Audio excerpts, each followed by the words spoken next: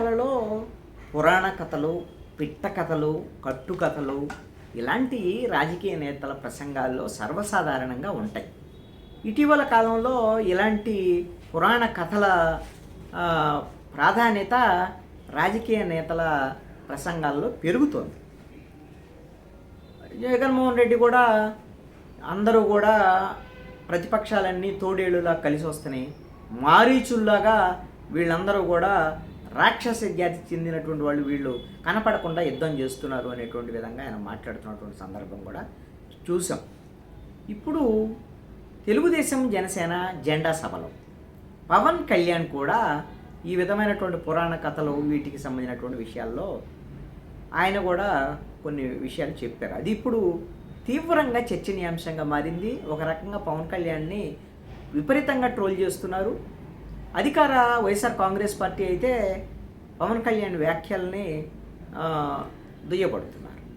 పవన్ కళ్యాణ్ నిన్న జెండా సభలో చేసినటువంటి వ్యాఖ్యలు ఏమిటి అని అంటే, 24 సీట్లు తీసుకున్నాడు పవన్ కళ్యాణ్ ఏముంది అని జగన్మోహన్ రెడ్డి అనుకుంటున్నాడు. వామనుడు బలి చక్రవర్తి తల మీద పెట్టి ఏ విధంగా అయితే పాతాళానికి తొక్కేశాడో, జగన్మోహన్ రెడ్డి గుర్తుపెట్టుకో, నిన్ను రాజకీయంగా అధం పాతాళానికి తొక్కేయబోతున్నాను నేను. నిన్ను గిన రాజకీయంగా అధం పాతాళానికి తొక్కేయలేకపోతే నా పేరు పవన్ కళ్యాణ్ కాదు, నా పార్టీ జనసేన పార్టీ కాదు అంటూ కూడా గట్టిగా అరిసి చెప్పాడు. అయితే ఇక్కడ వామనుడు బలి చక్రవర్తి కథ బాగానే ఉంది. పవన్ కళ్యాణ్ చెప్పాడు, మేము తక్కువ సీట్లు తీసుకున్నాం కాబట్టి దాని గాయత్రి మంత్రానికి కూడా 24 అక్షరాలే ఉంటాయి అనేటువంటి విధంగా కూడా చెప్పాడు. అయితే ఇక్కడ ఒక అంశం ఏంటంటే, ఈ వామనుడు బలి చక్రవర్తిని 3 అడుగులు అడుగుతాడు. ఓకే, నేను మీకు 3 అడుగులు దానం చేస్తున్నానని అంటాడు బలి చక్రవర్తి అహంకారంతో. నాకు చెప్తుంది కదా, ఇచ్చేద్దాం 3 అడుగులే కదా అని. ఏం చేస్తాడు వామనుడు? 1 అడుగు భూమి మీద, 1 అడుగు ఆకాశం మీద, అయిపోయింది. ఇంకా మరి ఇంకెక్కడ పెట్టాలి 3వ అడుగు ఎక్కడని అంటే, నా తల మీద పెట్టాను అంటాడు. తల మీద పెట్టి ఆ బలిచక్రవర్తిని భూమిలోకి అదం పాతాలని తొక్కేస్తాడు. ఇది అంటే అహంకారపూరితంగా నాకేమి ఉంది, నేను ఏమైనా ఇవ్వగలను అనేటువంటి విధంగా బలిచక్రవర్తి తీరుని వామనుడికి సంబంధించినటువంటి ఈ కథని అందరూ చెప్తూ ఉంటారు. మరి 3 అడుగులు కానివ్వండి, లేదా 24 సీట్లు కానివ్వండి, పవన్ కళ్యాణ్ ఎవరిని అడిగాడు? ఎవరిచ్చారు? అడిగింది పవన్ కళ్యాణ్ తెలుగుదేశం పార్టీని, చంద్రబాబు నాయుడు. ఇచ్చింది చంద్రబాబు నాయుడు. మరి 24 సీట్లు చాలా, ఇంకా అదనంగా కావాలి అని కాలు అదనంగా తల మీద పెట్టి తొక్కేసేది ఎవరిని?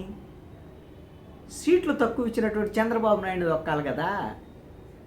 అసలు ఈ విషయంలో జగన్మోహన్ రెడ్డికి ఏం సంబంధము అనేటువంటి విధంగా కూడా వైఎస్ఆర్ కాంగ్రెస్ పార్టీ వాళ్ళు మాట్లాడుతున్నారు. మంత్రి కాకాని గోవర్ధన్ రెడ్డి ఒక వాదన తీసుకొచ్చారు.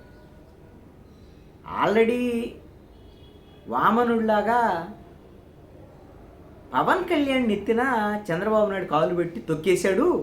ఇప్పుడేమో పవన్ కళ్యాణ్ తన జన సైనికుల్ని, జనసేన పార్టీ నేతల్ని తల మీద కాలు పెట్టి అధం పాతాళానికి తొక్కేస్తున్నాడు.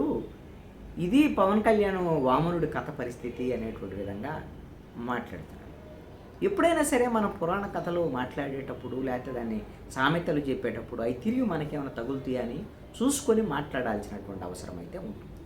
ఈ వామనుడి కథ చంద్రబాబు నాయుడికి పవన్ కళ్యాణ్కి వర్తించేటువంటి కథగానే ఉంటుంది. ఎందుకంటే ఇచ్చింది సీట్లైనా, తీసుకున్నదేనా, తిరిగి ఏదైనా ఉంటే అతని మీద తక్కువ సీట్లు ఇచ్చినా, అది ఇంకోటి ఇచ్చినా చంద్రబాబు మీదకి వెళ్ళాలి పవన్ కళ్యాణ్ అనేటువంటిది తెచ్చారు. ఇప్పుడు ఇది ఇలాంటి కథలు ఎంపిక చేసుకునేటప్పుడు పవన్ కళ్యాణ్ కొంచెం జాగ్రత్తగా ఆయనకు రాసేటువంటి డైలాగులు అంతా బాగానే రాశారు. అన్ని సినిమా డైలాగులు నేను బాగానే రాశారు. ఈ వామనుడి కథ కొంత రివర్స్ అయినట్టుంది. అదేవిధంగా చంద్రబాబు నాయుడు అయితే మాత్రము ఆయన అంత సినిమా డైలాగులే చెప్పాడు కాబట్టి ఈ కథల జోలికి వెళ్ళాలి. నిన్నైతే జెండా సభలో జగన్మోహన్ రెడ్డి మాత్రము ప్రతి సిద్ధం సభలో ఒక కొత్త కథ చెప్తూ వస్తున్నాడు. మొన్న పులి బంగారు కడయో కథ చెప్పాడు. అంతకుముందు ఎప్పుడో ఒకసారి చెప్పాడు. మొన్న దెందులూరు సిద్ధం బహిరంగ సభలో ఈ పులి బంగారం కడయం కథ అంటే జగన్మోహన్ రెడ్డి ఉద్దేశం ఏంటంటే చంద్రబాబు నాయుడుని మీరు ఇక నమ్మితే పులిని నమ్మినట్టే. అది ఎంత ముసలిదైనా, అది నడవలేకపోయినా, నా కూరలు లేవు, నేనేం చేయలేను, నువ్వు వచ్చేసి ఇక్కడ స్నానం చేసి వచ్చేసి ఈ చెరువులో వస్తే బంగారు కణం ఇచ్చేస్తానని నమ్మిస్తుంది పులి. వెళ్తే చంపేసి తినేస్తుంది. అదేమో నడవలేదు, వేటాడలేదు.